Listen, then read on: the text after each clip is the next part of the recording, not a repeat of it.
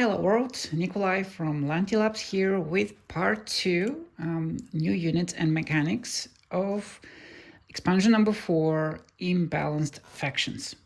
Now in the previous video I explained how we reached this new design of the unit sheets, how they have this foldable design consisting of 7 parts, and in this video I'm gonna talk about all the new units and some new mechanics. Now, how do we decide what new units actually we're going to include? And one of the things you may see here is the structure of this sheet. It will have like light units on line 1, like a little bit maybe more specialized light units on line 2. Then we have medium units on line 3, and all the heavy units will be on line 4. And so this consistent structure is both for the rebels and for the Empire. And so if we lay down all the units from the core game, the official expansion, and wider front lines, for the rebels we're left with 4 spots. These 3 units here and 1 heavy starship. And so that's how I came up with this list: the Rebel Pathfinder, the Rebel Partisan, Speeder Truck, and the Rebel Starship.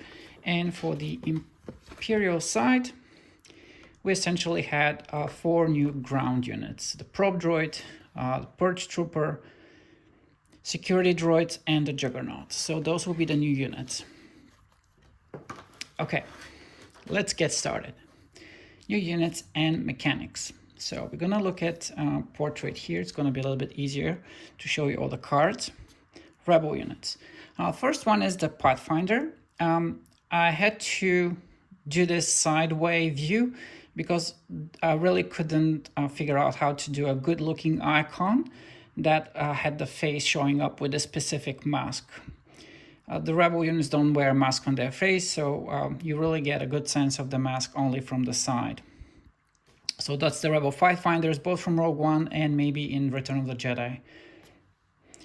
Okay, what's the basic structure? So as I explained, we're gonna have 2 versions of each unit. That's both the new units and the original ones.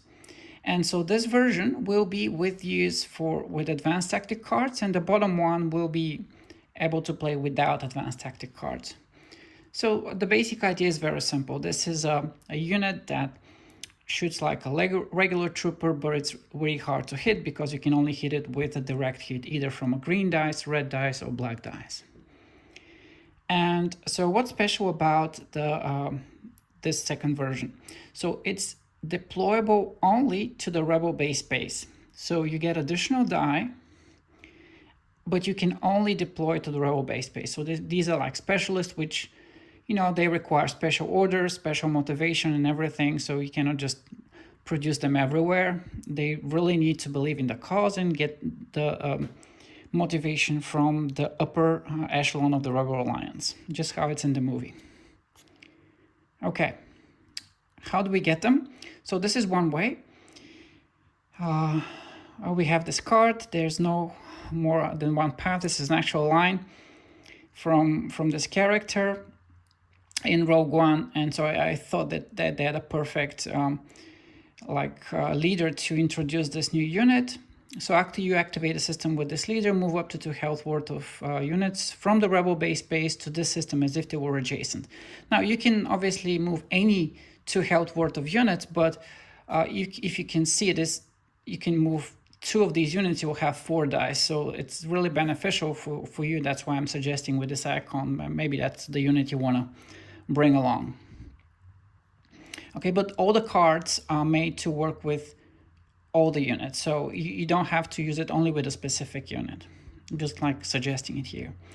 And look at this gorgeous artwork. If you look at it, I mean, who wouldn't want to say, are we blind? Deploy the garrison immediately. So I hope this invokes that. And one reason, like you would probably ask here, okay, this is a harder unit to hit. What prevents me from building only this kind of units? Well, one thing will be how many you have, so probably around 6. But the other thing is this card has a real limitation on it, and you can read it through the text. Replay the start of combat action card of a rebel leader present in the system. Like, how many start of combat action cards the rebel have. There's actually probably 2 that you can use. So this makes this unit very special. You have to use it in a really high demand scenarios, like when it's critical. You cannot just randomly play this card throughout the game. And so you want to keep it until the proper time and place. Okay, the bottom ability, return 1 discarded grown combat card to your hand. Again, very useful in general. Okay, next rebel unit. Okay, probably everyone recognizes this face, but this is the symbol for the rebel partisan. So 2 tubes gets to get its moment of glory here. And for the base version, it's a really interesting unit, very hard to hit, rolls a red die, so wow, this sounds like a strong unit. So what's the downside of it? The downside, it is a fixed unit in place. So you get to deploy to a certain planet or system. And obviously you can do it in a rebel system initially. And you hope that the Empire will come after the system, so you get to use this unit eventually. So it's really hard to position properly on the board to be useful, as once you deploy it, you cannot really move it anywhere. They sort of like, they have their own mission to do stuff. So troublemakers, for sure, really handy, but difficult to control. So the advanced version, that will be on the other side of the sheet, you can produce it with 2 icons here, and it doesn't have health. So what you do is, after the first battle step, destroy this unit, and you may gain 1 recruit. So what this means is these guys are hit and run. They start the battle, they roll the dice, they either hit or not, and then they get destroyed. And if you have enough spare recruits in the supply, you may sort of gain a recruit in the system and eventually get these guys again.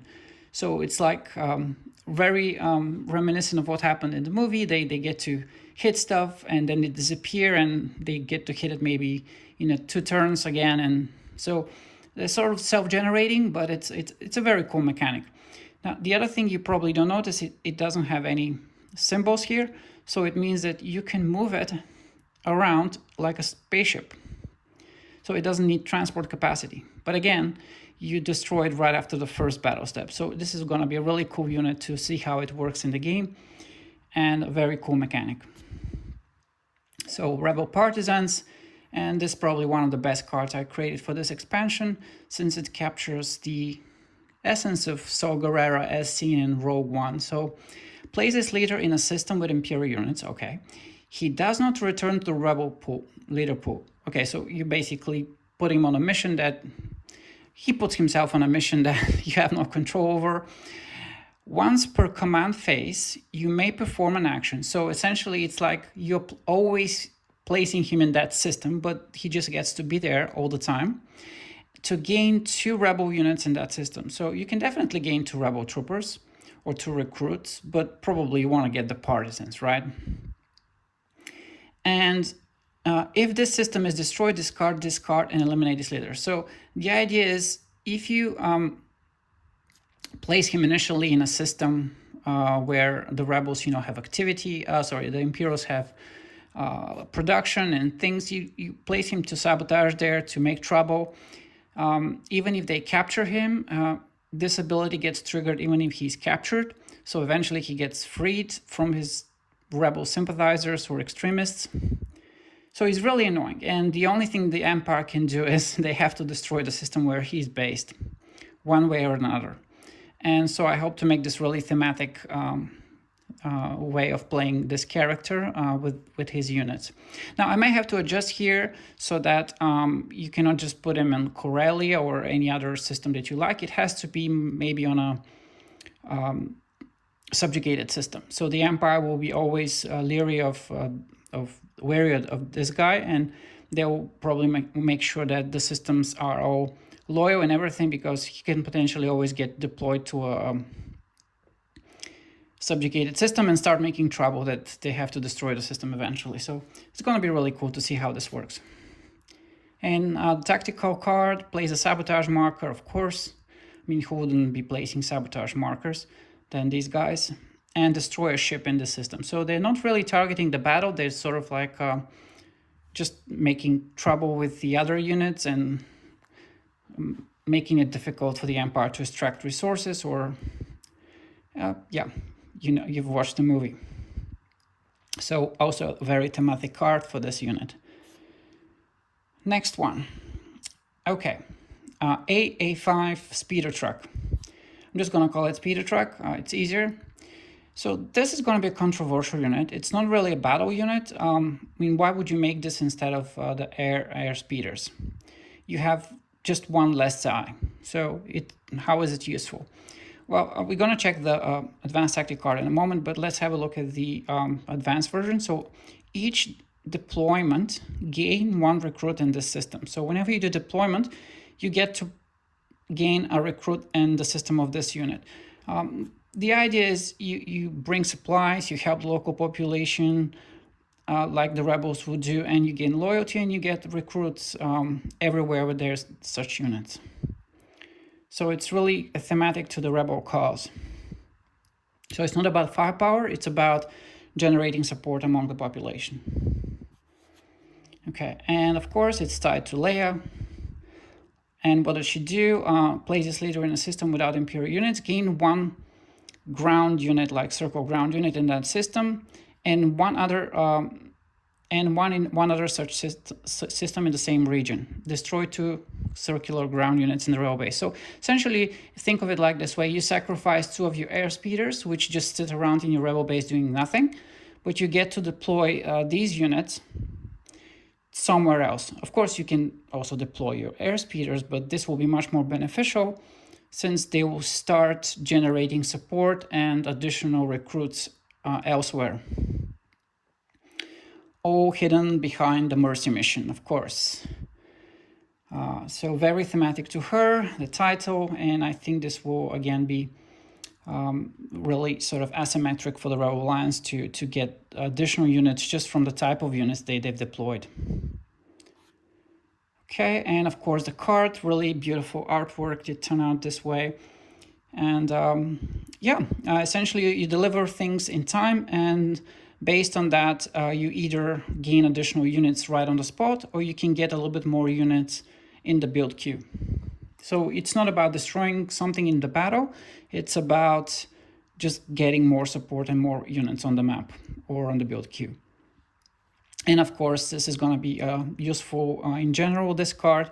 Just you can remove a sabotage marker in the system. So think of it like this way: sometimes you get to liberate a system from Imperial oppression, but in previous turns you've sabotaged it, so it's no longer useful to you. So you want to make sure that you can always just remove sabotage markers anywhere on the map, as long as there's just a minor battle. Okay, and the last new rebel unit, the Starhawk battleship. That's one of the newer, in general, units that came in the lore, and I didn't know much about it, to be honest, but I got really excited from just reading it, and this is the ship that essentially won the Battle of Jakku by towing the Superstar Destroyer with this advanced tractor beam system. Cannot recall exact terminology, but it is essentially winning, closing the chapter for the rebellion. It writes the final chapter. So I thought it's I don't want to match each ship to each ship, but it's good for the rebels to have some sort of like a super ship that eventually wins them. It makes them easier to win against super ships on the other side. And this felt thematic. So yeah, just a little bit bigger ship, more dice, more everything. And in the advanced version, you just prevent 2 enemy heal rolls, either black or red. Okay, and you need 2 squares to build it. So how do you build it? Either through normal production, having 2 square capacity, which will be difficult to achieve in a game, normal game. So the rebels really have to find a way to, trick the Imperial player. So I needed to include 1 more card. Of course, we won't last long as those Star Destroyers, a famous line by Admiral Akbar, and essentially he gets to argue to the Rebel Alliance leadership that they need to allocate more resources. And so in the next round or the next turn, a system by the rebel player that has a blue square resource icon will essentially have 2 blue resources. So imagine you play this on Mon Calamari. Next turn, you can build 2 Mon Calamari ships or one of those Starhawks. And of course, the Empire will have this turn and next turn to thwart your plans by moving units there. So this will be again difficult to execute, but far from impossible. And just to illustrate, some cards just go through this normal process. I came up with an idea and then it takes time to refine it just to make sure I use all the right words from the original game and everything, and usually means putting more text. So this just for show how things evolve. And as I mentioned, Battle of Jakku critical for this unit. This is exactly from that battle, Star Wars Armada artwork, of course, adapted here. And yeah, you force one Imperial capital ship to not roll 3 of its dice, and they cannot retreat, so they will probably be destroyed by the end of this round. And this is an interesting thing, since you essentially tell the Imperial player which Imperial ship they doesn't get to roll this dice, but this is before the Imperial player collects all the dice. So if they have a lot of ships, this wouldn't matter much. So essentially, it is a tactic that you cannot use right in the beginning of a big battle. You essentially have to work through it. So imagine like this ship getting to be positioned properly takes time, and then once some of the Imperial ships are destroyed, and the Imperial player has less than 13 dice, you can then use this, knowing that if you take out some of their ships, they don't have additional dice that they never used, and now they can use. So it's an interesting like middle of battle tactic card, and this being such a strong ship will be able to survive long enough to deploy it. Okay. Part 2, Imperial units. Okay, let's get through this as well. Probe droid.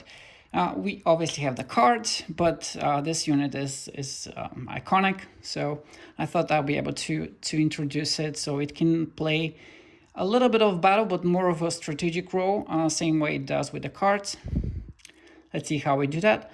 So the basic unit, it looks like a stormtrooper, but here's a new mechanic.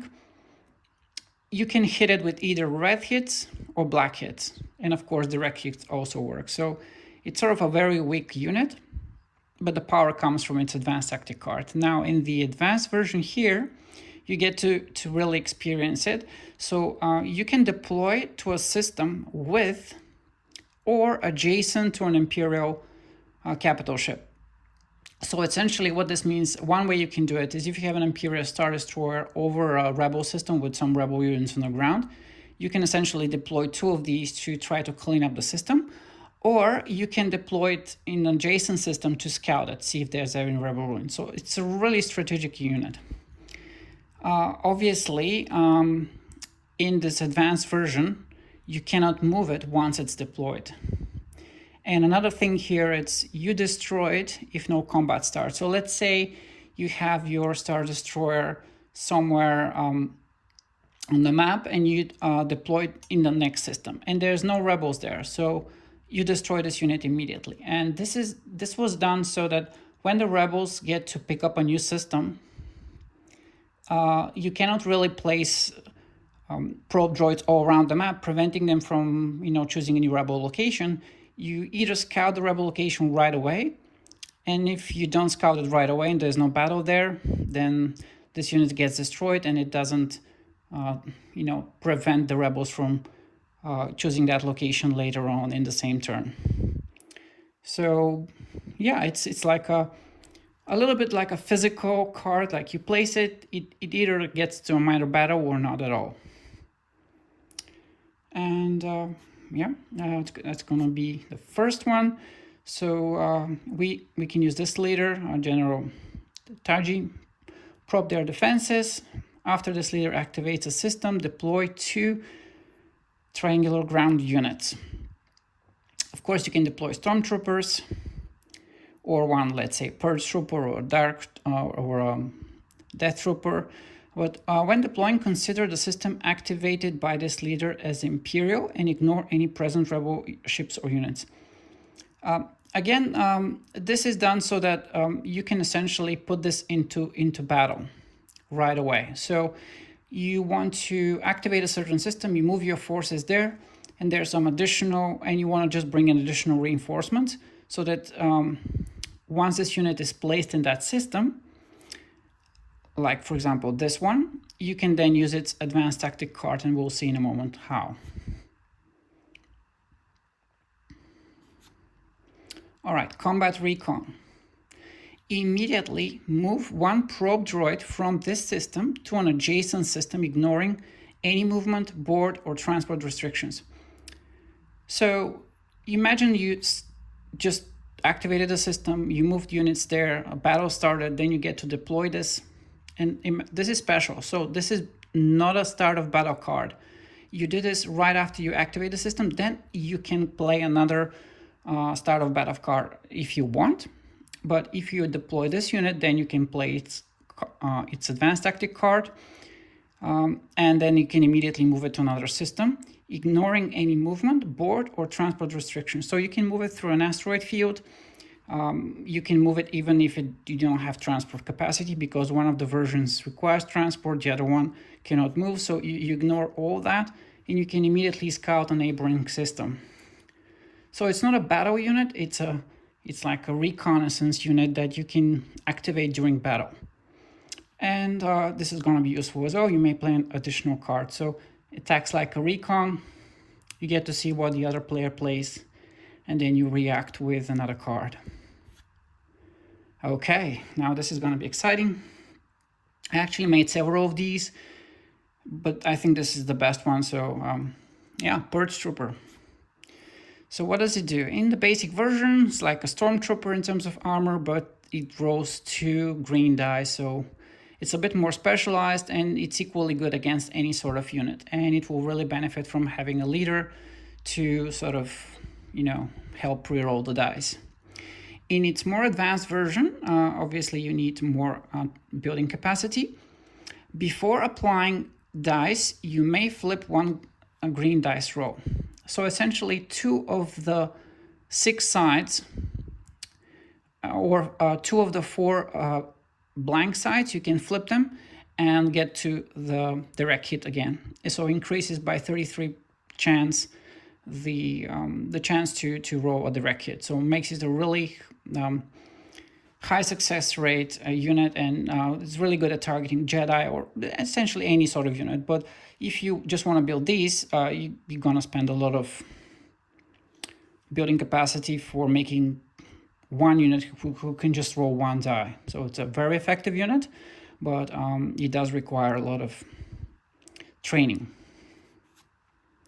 Okay, Purge Orders. Of course, it's tied to our favorite Grand Inquisitor. So how does it work? Destroy up to 3 health worth of Imperial ground units. So you're sacrificing your own units. In this system, for every 1 unit destroyed, gain 1 type of triangular ground unit in this leader system, including units built by project cards. Essentially, if you have 3 stormtroopers, at the start of combat, you can convert them to 3 purge troopers. Now, if you have this if you're playing this version, it's going to be very efficient to get all 3 of them into purge troopers, since you can only have 3 green dice. But you can do a mix of 1 purge trooper, 1 dark trooper, and then you can leave the other one, or you can leave another dark trooper. But with this advanced version, it's going to be really efficient, since you can use all 3 green dice precisely with this one. And yeah, so this guy really likes to sacrifice his stormtroopers just to train them hard. Okay, Hunting Squad.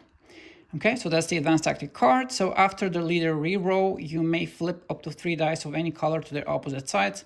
Again, this works very similar to that, but it's done after the leader reroll. Yeah, just makes whatever you rolled better. since it can be any color. Okay, and the bottom effect, maybe I can explain some other time, since it's tied specifically to how the Jedi used to work, but yeah, maybe another time. In any case, it's gonna be a useful card whether you have the unit or not. And okay, third Imperial unit, of course, K2SO. No, it's the Imperial security droid. And this was most hard to balance since I had to make it a medium unit, but obviously you cannot really stack up to an 80 ST. So I did it like you have two of them. So for every circular one production, you get to place two of these on the build queue. And there are some interesting things here. So obviously you can hit it with either red or black die because it doesn't really care about damage. It doesn't really try to avoid it. So it's really difficult to target and hit. But its security protocols are linked to specific systems. So they have access to everywhere. They can check everything. You don't want them, wandering off to another planet. They can get captured and their security protocols get, extracted from their memory. So they are linked. If you deploy them, they are linked to a specific system, and they take care of stuff there. And this is a really efficient anti-personnel unit in that if you imagine deploying two of these, you have a 4 total of health with two black dice versus 2 health and 1 black and 1 red die if you deploy an ATST. But obviously this unit is designed for defense, for systems protection, not for an offense. So it's really going to complement really nice what the Empire does, like how you secure planets and what troops you use for attack. And you're going to have two different roles. Okay, and for the advanced version, here there are two effects. The first one, I just wanted to make it more thematic since they don't carry weapons. And yes, you can still roll the one black dice, but only from the second round. So that's what this means. Is obviously first round, rebels get to shoot at you. You don't care, just walk towards them. And then from the second round, you get to roll your dice since you've already caught them and dismember them now. And the second effect is each deployment remove one recruit in this system. So this gets to counteract the ability of the rebels to constantly, generate new units from new recruits. And so this takes care of that without battle. Obviously, the Empire gets to deploy after the rebels. So the rebels first do their deployment, they place their recruits, and then the Imperial player checks, okay, do I have a security droid in that system? Oh, okay, I do. So I get to remove one of those recruits right away, so they don't cause trouble. Okay, and of course, deploy the garrison, favorite line of mine. So after placing this leader in an Imperial system, deploy up to 2 ground units from the build queue. So 2 ground units. Ignoring restrictions from sabotage or rebel units in the system. So imagine the rebels get to attack somewhere with their army or just some special forces, and you're wondering whether to put a leader there. So you obviously put this leader. Right after placing them, you get to deploy 2 additional ground units, since typically the rebels will attack with like a transport and a few, let's say, special forces or rebel troopers. The most efficient unit to place there to counter them will be the security droid. Okay, and of course, riot control. Oh, this works funny. After all dice rolls, return up to 3 rebel ground units back to their build queue. So imagine, the rebels, okay, attack, and they start shooting, and these guys start walking towards them. And of course, with all their health, a lot of them survive, and they reach the rebel units, and they just, completely take them out of action or scare them away, and so they get to return to the build queue. So you are affecting, you're removing immediately a lot of rebel units in the first round, but they're not completely lost. They just go back to the queue. I may change this like to either 4 or something else, but yeah, that's the basic idea. You don't destroy, you just scare them away, and they get removed from the system, so they have to be deployed elsewhere. Okay. Final Imperial unit, the Juggernaut. There are a few versions of this, A6 or A9 turbo tank, but I just wanted to stick to the biggest one from Clone Wars, the one we saw, and so that's the one. So a lot of dice in here. It's interesting. I did a lot of combat simulations just to make sure that I'll sort of put this in the right place. If you match it against two AT-ATs, because you either build two AT-ATs or you build this one, the AT-ATs will win, absolutely.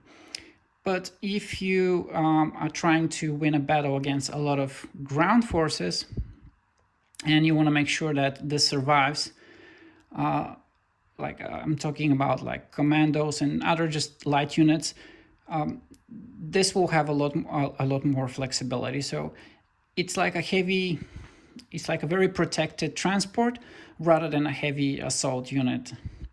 So it's going to have its place in this way. And the advanced version is a bit more interesting since it does require 4 transport capacity. And what this essentially means is you are carrying additional units, but you're not carrying them with you in the system. You are taking them from the build queue. And so let's say you have an assault transport with this one, because the total transport can carry 4 units. So you carry these units into battle. You put them through in the battle. It starts the first round. It's very likely going to survive because of this high health. And then in the second round, you deploy 3 ground units from the build queue, essentially. So those units can never be targeted, and they cannot shoot until round 2. So typically in the first round, a lot of units gets destroyed. This makes sure that he can take care of the light units, and then you get to deploy your own light units, potentially, absorbing all the damage, destroying the light opposition, and just then deploying your own units afterwards. So it's very thematic to way to actually how this unit operates. It's going to be an interesting one. And this card, very much the same fashion as the one for Akbar. But this one, because the Empire is more efficient in organizing things and prioritizing what gets to build, instead of next turn, you actually can do it this turn. You get to double the production, but that's your old production. So if you have a system with, let's say, square and a triangle, then both becomes squares and you don't have the triangle anymore.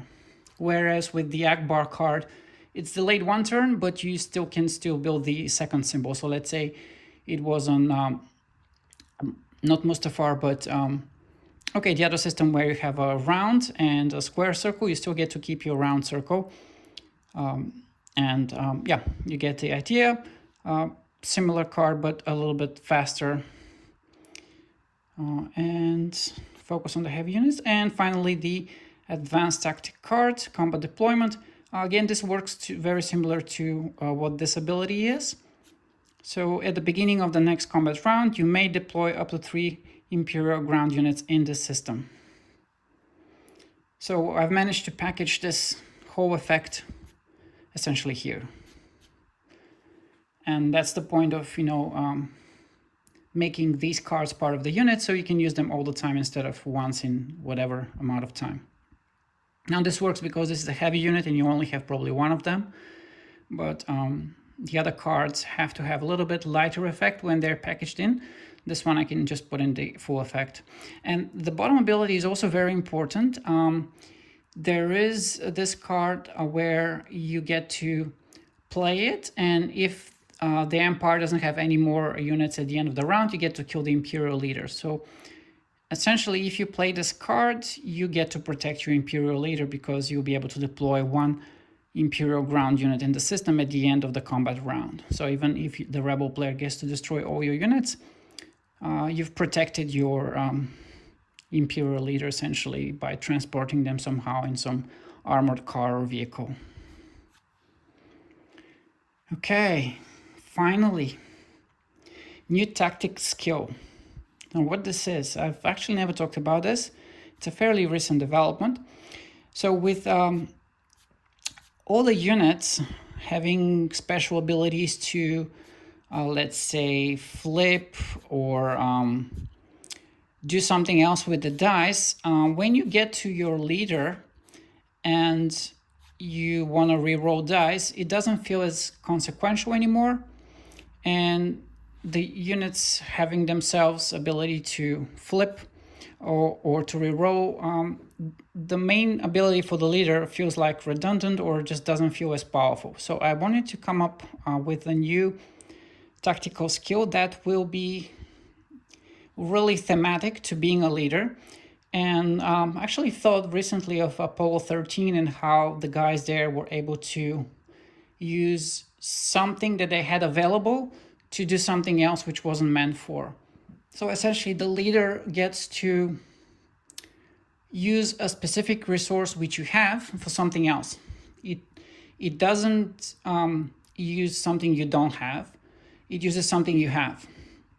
And so here's what this means.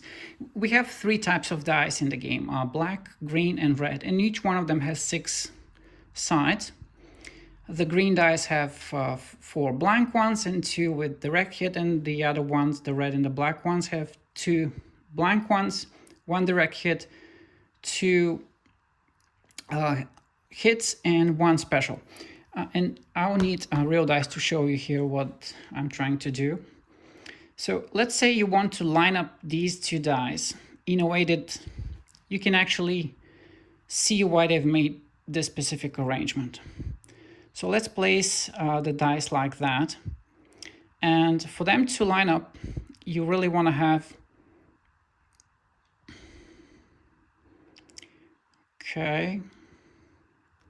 want to have it like that. That way you have a direct hit here, a blank symbol here, a blank symbol here. You can clearly see that these 2 look exactly the same from this angle. So that means they're perfectly lined up. Now, that's the middle row here. Now, what this new skill does is it lets you transfer the row you've done to the corresponding side from one of the other dice. So let's say we can ignore the first half, as those were matching 100%. So there's no point in transferring a direct hit from one color to another. It's still a direct hit. There's no point in transferring a black die to another blank die. Well, let's say you've rolled one of the 2 blank dice of the green dice. You can transfer them to a corresponding either black or red hit. And also you can transfer the black hit to a red hit and vice versa. But that's actually only for one of the results, not all of them. Or you can upgrade a black hit to a direct hit or a red hit to a direct hit. And similar here, you can exchange the 2 types of specials, or you can upgrade one of the black dice. So how do you know which one is it? Now, it's a bit difficult right now, to be honest. And I'm still practicing to learn. There is a way to learn how you can do it. For example, if you have one of the dice, direct hits pointing downwards, then you know it's this one. Because if you then sort of lined up the dice, you'll see it matches this way. It's similar for the other one, but what I really wanted to do maybe for this to work is to provide 2 small stickers, which will look like this. So there'll be green stickers with something written on them. And so you will know that if you get that specific blank die and you have your leader, you can exchange it to the corresponding red and or black dice. So yeah, it's how it reads. One tactical skill allows the player to swap one row result with the matching side of a different color die from the dice pool. So in order for you to do that, you have to have available dice. Let's say you start a battle with 13 dice. You cannot use this skill at the beginning of the battle because there's just too many dice used and you don't have any one in the pool. But let's say after the second round, more die get discarded or not used, and then the leader will be able to use one of the dice that are in the pool to swap them around with something that they've rolled. So it makes for a really critical surgical skill to find functionality or something you need based on what's available. And it sounds kind of technical, but I'll probably do a demo of this separately. This is a bit work in progress. The main thing is I really need to have something to help people see it, because once you have this sorted out, then it becomes really easy, because without the green dice, it's fairly straightforward. Okay, I can exchange a red hit for the red hit and a red special for a black special and vice versa. So that's easy. The problem is just sorting this out. There is another easier way to implement this, and that's basically to have two of the blank dice go to the red hits, and that's it. And that's either black or red hits, and that's it. Okay, so that was everything I wanted to say today. I hope you lasted through all this ramble. Next time we're going to talk about how we need to modify the existing units, the remaining units with their sort of advanced form, so you can play them without advanced tactic cards for them to be more fun, to have some cool mechanics. And who knows, maybe I'll be able to do a demo of this as well in a future video. Thanks for staying with me, and until the next time, may the force be with you.